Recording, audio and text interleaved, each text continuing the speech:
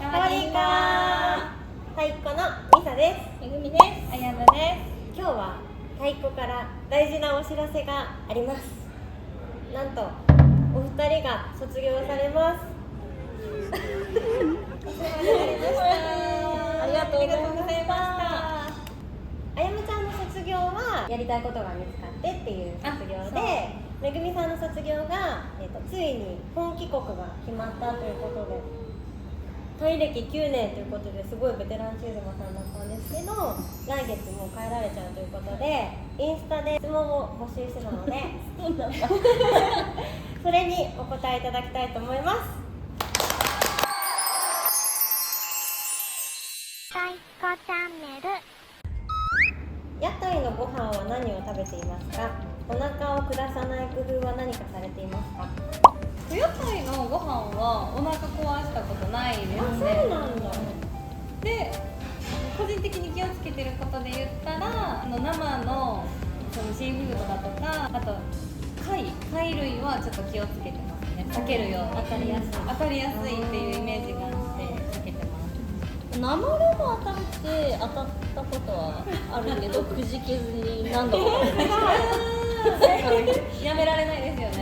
こっちでしか食べられないよね。あと虫下しの薬を飲むようにしました。でも体には害はないってでも調べまくったら分かって。それが虫下しっていうの？虫下しっていうお薬が売ってて、コンビニでも売ってる。ちょっとエピソードはピが入るかもしれないけど、予防としておすすめのお薬は出しときます。一番よく使うタイ語は何ですか？ボディーカーポップ文化は日常で使うとして、うんはめっちゃ言うと思う。最近覚えた。どういう時に使う？どういう時？なんか人数に対してお皿が2つしか3人いるのにお皿が2つしかないとかの時にもう1つって言いたい時に言ったらスムーズにもう1個そうワンモアみたいな。3代前か注文いいですか？チム大米？チム大米めっちゃなんでしょう？チム大米なんとかできる？これチム大米？チム大米？チムがわかんない。そういう系お買い物の時に試食できる？ヒントを出していただいた。チム大米。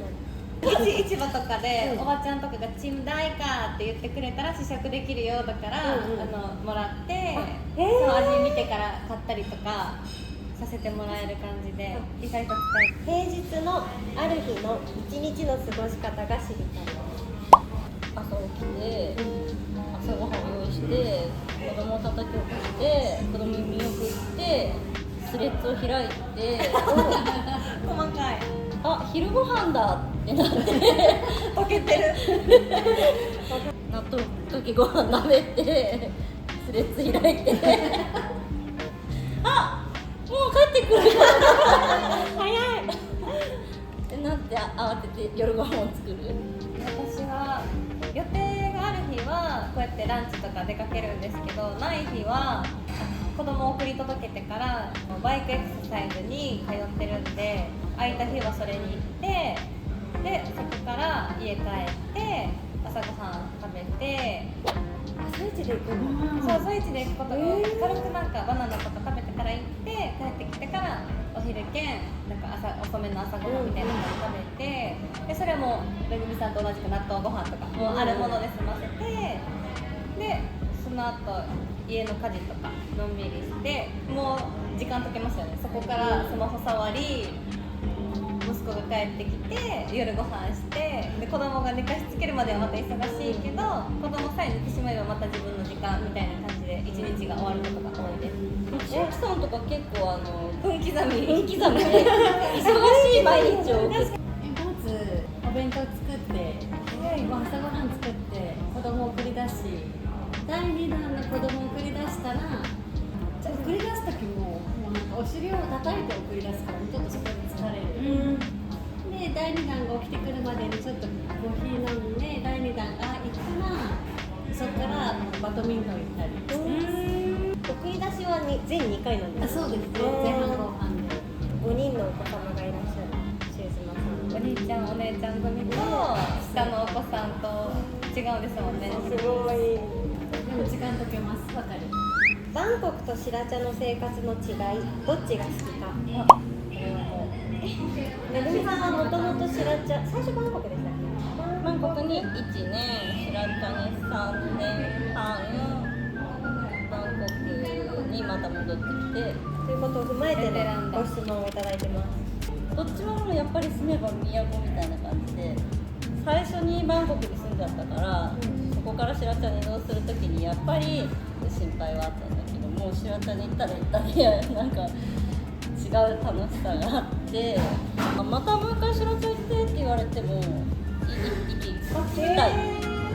住めば都素晴らしい。住めば都、バンコク本当にそれこそお金を出せば何でもあるけれども、シラチャに行くとやっぱりまだ当時はお金を払っても手に入らないものとかもあって、今だそうかもしれない。そう、今日餃子の皮欲しいのになんか回ってもどこ回っても餃子の皮がない。そうそうそう。じゃあもう作るしかないかみたいな。餃子の皮作るなんてきっと日本に住んでてたりバンコクに住んでたらやらないだろうな。すごい作ったんでですか？もあって、だってもうないかな。種もあるのに買わないから、皮作るしかない。で、魚をそれこそこの市場でね買ってきてさばくっていうのもバンコク住んでたらやらなかったよな。めっちゃいい話。たくましい。友達の作り方。友達はひたすらインスタを通してこの人の世界観好きとか、会ってみたいかもって親近感を覚える人は積極的にコメントしてみたりとかで、会ってみたいですって正直になんか声かけて遊んでもらってつながっていくことが多かったのかな。それこそやっぱ習い事の通じてか、あと家からあんまり出ないからアパートも同じアパートで顔合わせて挨拶してだんだん仲良くなってみたいなのかな。話しかける隙をちょっと作ってあげてあげるといいかもしれない。それこそ同じ家で挨拶するでもこんにちはってなっちゃって、やっぱ向こうも話しかけづらいからこんにちは大事。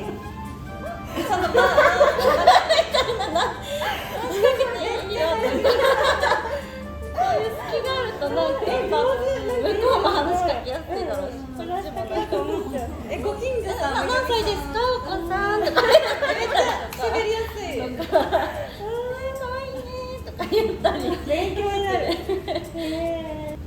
あと勇気を持ってもう本当に素直にちょっと来たばっかりなんですけどそれ教えてくださいとか連れてってくださいとか本当に素直に言えば絶対手は差し伸べてもらえると思う。めっちゃそう。長く中妻してきて一番心に残っている出来事なんだろうあります？私は阿波踊りやってるので、そのイベントごとに取り組んだとか、その出る出ない関係なく取り組んだとかイベント出たとかやっぱちょっと印象には残りやすい。国境を陸路で渡るっていうのをやってみたかったんです。日本は島だからそういう経験ができなかったからで、タイに来た時にそれをやりたいなと思ってラオスをこうなんだろう、飛行機じゃなくて陸路で行き来したっていうのはなんかこういうこと、違う国にこういう風な生き方もあるんだっていうのはすごく新鮮でよかったなって思いました。私が思い浮かんだのは、子供がその他の国の方とコミュニケーションを取ってるのを見た時はやっぱり海外ならではの光景だなって思って結構印象深く残ってるのと、個人的なことで言えばやってみたかった習い事っていうのに参加できたのは本当に続けたいことも見つけたし、やってみてよかったことしかないなっていう印象があります。あゆみちゃんはどんなことにチャレンジ、習い事はやってきたの？今はその続けてるのはバイクエクササイズだけど、ムエタイジムも2カ所ぐらい行ったし、タイ料理も一通りで、韓国語もタイで習ってみたりとかして本当好きなこと、思いついたことはいろいろやりましたね。あれはアイシングそうだ、アイシングもうプロだよ。そうだいやいやアイシングクッキー習いに行くんだって言ってて3ヶ月後ぐらいにもうなんかプロみたいなクッキー作ってて、結局タッキーに出会ってこの YouTube に気づいたら出るようになってて、でもここから広がった輪が大きくて本当にありがたいことだなと。多分家にいたら出会えなかった人たちがたくさんいたし、それこそなんか YouTube で見たことありますみたいな感じで声かけてもらうことも多くて、それをきっかけに仲良くなれたりもしたし、本当にありがとうタッキー。じゃあ続いていきます。はい。G の対策はどうされてますか？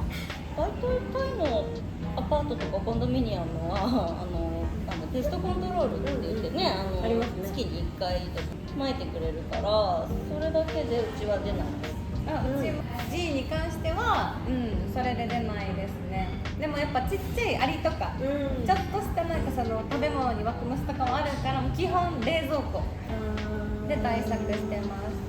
うちのアパートだけかもやけどネズミ問題もあって、そう食品を入れてる棚に出てきて、多分壁から出てきて気づいた時によく食べ物が荒らされてるみたいな時があったんで、そこはもうすぐに業者さんをアパート通して呼んでもらって、ネズミ捕り、原始的なネズミ捕りを仕掛けて対処してもらいましたね。かかってました。その後始末も業者さんがやってくれる？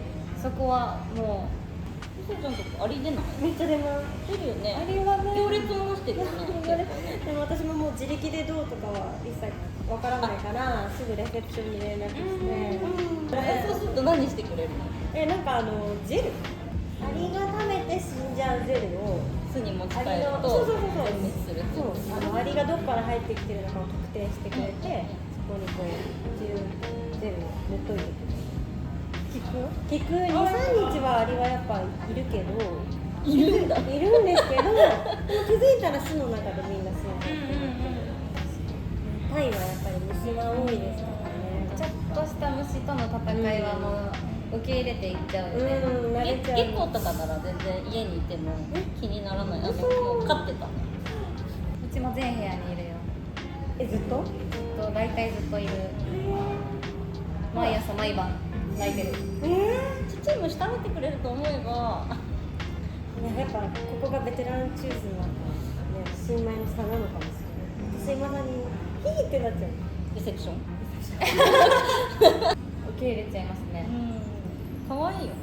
でも糞が目立つ。育ってくるとやっぱ糞も大きいから、ソファーとか部屋の隅にあるのが嫌になって見つけ次第投げてます。そこに。掴んで投げる。掴んで投げてる。それは強すぎ。最終段階。なんか全然そんな感じに見えないのに。どんどんたくましくなっちゃったよね、もう。今すごい。みたいな。さすがにコップでカーンってやって下からなんていうのファイル入れて。運んで声はあるけど素ではない。でもコップでなんか囲うのが上級者じゃないですか。私たちの方ができないかも。できるよ。手のができないよ。紙も使わず本当に生手。緊急の時は生手です。で余裕があればゴム手とか。すごいね。で逃がす方が嫌なんだよ。糞する。また糞するな。化粧品はどんなものを使っていますか？日本のをタイで買う？